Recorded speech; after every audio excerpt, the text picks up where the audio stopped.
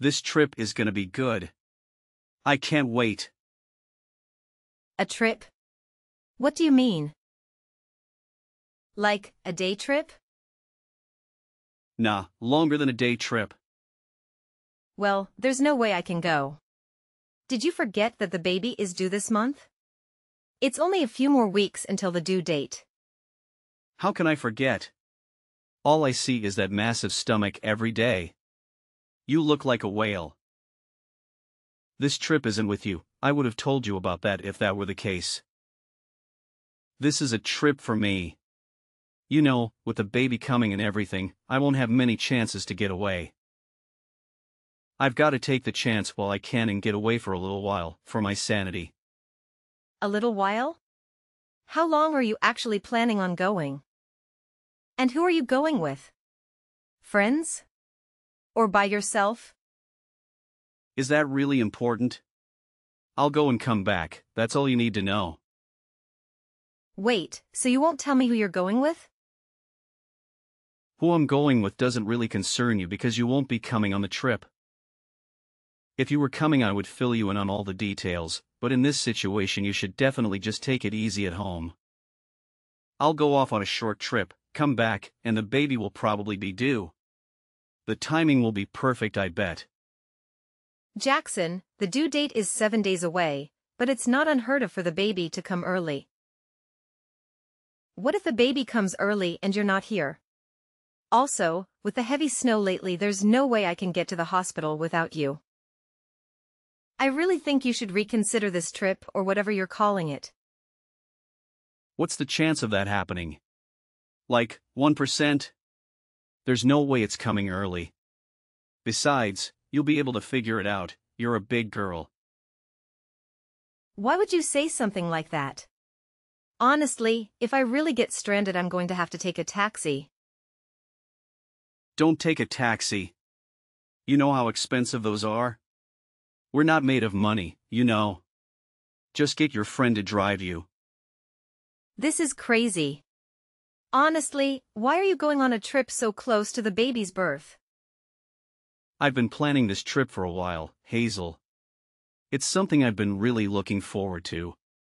The timing now is the best it could be. Like I said, it's gonna get really crazy and hectic after the baby comes. Now's my only chance. The timing isn't good at all, though. I wish you would consider me and the new baby a little bit more. It's totally irresponsible to be heading out on a trip at this time. What do you want me to do? Rub your feet? Cook up pasta dinners for you? I've been doing all that and frankly, I'm getting a bit tired of it.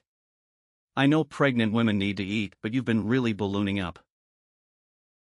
Like, I think you might have gone a bit overboard with the big appetite. Are you insulting me? You know I need to eat extra to feed the baby, right? I guess you wouldn't know because you don't have a child growing in your stomach. Geez, can't you take a joke? It's normal to gain a bit of weight, but... never mind. Have you talked to your mother? It seems like your father isn't doing very well at all. His health is really suffering. Yeah, I know. I talked to her. So, you really think that now is a good time for a trip? Between you and me, the sooner the old man croaks, the sooner I'll get that inheritance money. We've talked about how nice that money is gonna be for us. Maybe we can get that hot tub you've always wanted. What? We've never talked about anything like that. That's one of the reasons I booked this trip. It's quite a nice hotel. It even has champagne service.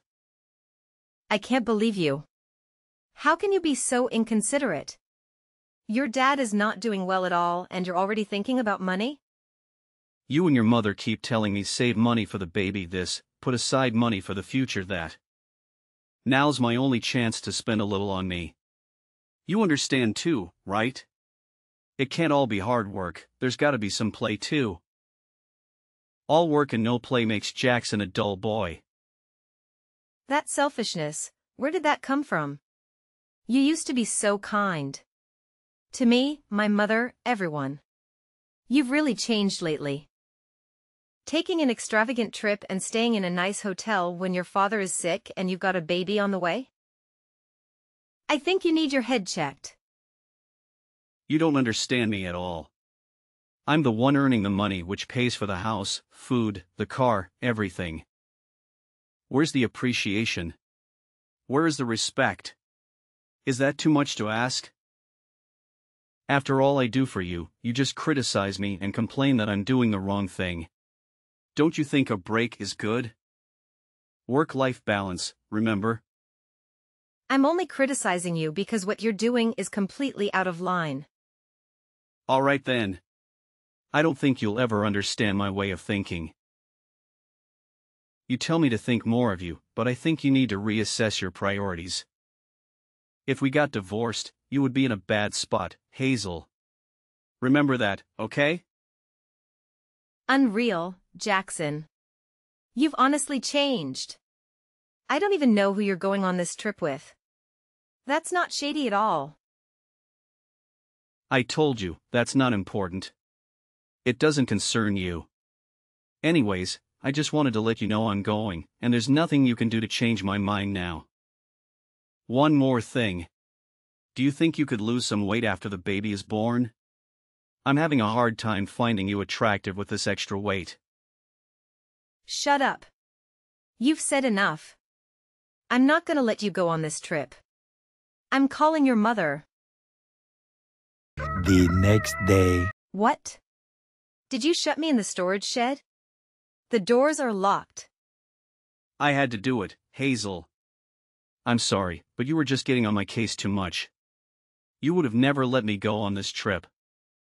Whatever. I don't care about that trip. Let me out of here, it's cold. It's gonna keep snowing tonight and might get dangerous. This is serious, Jackson. Yeah, well maybe you should have thought of that before you started calling me all those names. Inconsiderate, irresponsible. Those names don't feel nice, do they? And there's a window in there, right? It's insulated too, so it shouldn't be that bad. Just enjoy the lovely scenery as the snow falls. There's not even a heater in here. This is nuts. You're nuts. I really can't believe you took it this far.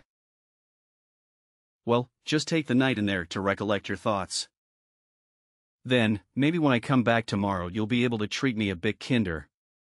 Like a husband should be treated. Your reasoning is totally backwards. I really can't take this. You locked me in our storage shack with no heater, no food, nothing. I might die, literally. Don't overreact, Hazel, you'll be okay. Just take some time to think, and I really feel that you will come out of this with a better idea of all that I provide for our family. And hopefully a bit more respect for me. Remember, a good wife should follow and obey her husband. That's the way she learns how to act and behave in public. It's common knowledge. All right, Jackson. I'm thinking about what you've said and I think I can understand. You just want a little more respect and to feel appreciated. I understand that. That's a very normal human feeling. I can definitely relate. So, would you please just let me out of here? It's honestly getting really cold. Ha! I just said I'm coming back tomorrow. You can take some more time to think about it. I'm already out the door. Actually, I'm pretty late meeting my friend. I should have been at the meetup spot ages ago. Are you serious? You're really gonna leave me in this storage shed? What the hell is the matter with you? Take your time to think and I'll be back by tomorrow. Okay? See ya. No answer. Jackson. This is not safe for the baby. Think about the baby. A few moments later. Hazel, how are you feeling? I know the due date for the baby is coming up, so I thought I should call. But, I need to let you know that Daniel is not doing very well. I think that it would be best if you and Jackson came here tonight, just to see him. I sent a message to Jackson, but for some reason he didn't answer. Violet. Thank God. I don't have good reception in here, but I need your help. I'm in a storage shed outside of our house. You gotta get the key, and get me out of here, quick. What? Where is Jackson? He's not with you? No, he's not. He went on a trip. I'll tell you more later, just come. What? You mean the shed outside? You'll freeze in there. What do you mean a trip? At a time like this? That's crazy. Yeah. He was talking about the inheritance money. That's why he decided to spring for a high-class hotel. I actually don't know who he wouldn't tell me. Oh my God. My own son, did that? I'm so sorry, Hazel. I can't say how mortified I am to hear that. Violet, my phone battery is gonna die soon. It's cold too, my fingers are already cramping up. It's hard to type messages. I'm sorry, Hazel, I'll be on my way. Please come. I'll fill you in more later. My phone's gonna die. All right, I'm heading right over now. I'll bring Lucas too, he can help if we run into any problems. Is the gate open? We should be able to get in, right? Hazel, are you there? Hazel. The next day. I'm on my way back. After we talked yesterday morning, I didn't hear anything from you. What happened? I thought about it after. Locking you in the storage shed might have been going a bit overboard. I'm sorry about that, I just got a bit heated, that's all. How's everything going anyway? Were you able to think a bit about us? And, you know, how you need to respect me. Get over to the house, Jackson. Right now. We're all waiting for you. Huh? Who's all waiting? Hazel, what's going on? This isn't Hazel, Jackson. This is your mother. I know what you did. Locking your pregnant wife in the storage shed. During a snowstorm, no less. What were you thinking about going away on a trip at this time? Honestly, I am out of words to say to you. Mom? Why are you using Hazel's phone? Jackson, you need to take responsibility for what you did. You really messed up this time, and I honestly don't know how you're going to get out of it. Is everything okay with Hazel? Nothing bad happened, right? And who's all gathered at the house? What happened? Enough. Get over to the house now. I'll explain the situation to you after you get here. I'd rather not say it over the phone. The whole family is here, Jackson. They know what you did. How you went on a trip right when your father was very sick. They all know how you locked your pregnant wife in that storage shed. Listen, Mom, I have a good reason for all of this. You don't even know the full story. Don't go jumping to conclusions and giving everyone the wrong idea now. Fine, when you're here, we can talk. Directly. Anyway, we're all waiting for you to get here. Come soon. Several days later. Hazel, are you okay? I was really worried. I'm glad that everything turned out okay. Huh? What do you want? Don't pretend to worry about me. I don't need your fake sympathy. I'm not just saying it, I was really worried. I kept thinking about you, even after I went on that trip. Oh, is that so? That's why you ignored those texts from me and your family? You must have been really worried. No, I would have replied, just the reception was bad. I really wanted to, believe me. Wow, your tune sure has changed. It's too late though. Perhaps if you really had checked your phone you could have properly said goodbye to your father. You know that he passed away just hours after you went on that trip. You missed your final chance to say goodbye to him. I know. I went to my parents' house and all of the family were waiting there. They were all really sad. Super gloomy atmosphere. You don't seem too choked up about it. Nonsense. I care a lot. Like I care about you too. By the way, how's the baby? I told you, don't ask about me. How was your little getaway with Lillian? Huh. What are you talking about? That's who you went with, isn't it? Lillian Richardson, I think it was. When your father passed, your mother called the hotel to get a hold of you, and the hotel staff told her the name of your partner. Why did she call a hotel? That's supposed to be my private trip. What is she doing butting into my business? Besides, it was a business trip. Lillian is my coworker, and we were meeting customers there. Oh yeah? So that's why you were saying I deserve to have some fun and I need some me time. Not to mention the champagne service. That really sounds like a lot of business. You don't know, Hazel. You weren't there. I did plenty of business. It doesn't matter. We're getting a divorce. What? You don't mean that, do you? This past week you really showed your true colors. I found out who you really are. Someone who is heartless and only cares about himself. Locking me in the storage shed, not picking up the phone calls from your family when your father was deathly ill? Unforgivable. But you're pregnant with our baby, Hazel. We are going to start a family, like we've always talked about. Why would I want to start a family with a piece of garbage like you? You're dead to me, Jackson. Well, I admit that locking you in that storage shed might have been a bit overkill. I never thought that it would drop below zero either. That was a real surprise to me. So, like I said, I'm really, really glad you are okay. It's too late to apologize. Your words are pointless. Anyway, I'm not even pregnant with your child anymore. What?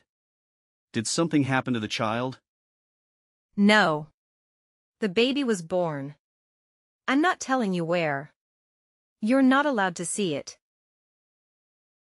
What? Why wouldn't you tell me something that important? Remember, that is my kid as much as it is yours. I deserve to know. You deserve to know? Okay, why didn't you stick around to see the baby be born? Oh yeah, you were away cheating on me with your coworker. Not that I care. After this, we're done, and I'm going to do my best to raise this baby. Alone. What? As the father, I demand to see him. It's actually a little girl.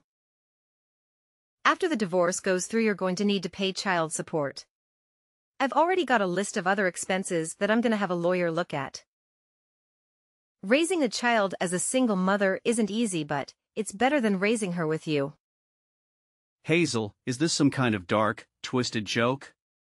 Like, if this is true, I really can't take it. I need to see her. She's my daughter, for God's sake. It's not a joke. This shouldn't even be a surprise to you.